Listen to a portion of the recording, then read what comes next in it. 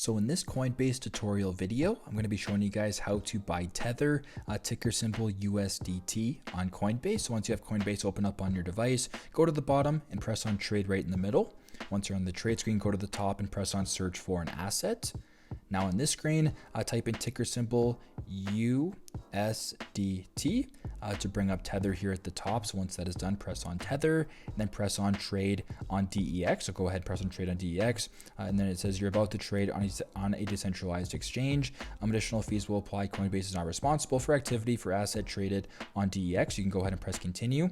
And there you go. You can agree and continue and start your journey, or start your Web3 journey with a new wallet. So you can kind of go through the process there and then redirect you to buy Tether here on Coinbase. So that is how you guys can buy Tether, ticker symbol USDT on Coinbase. And I hope this video helped.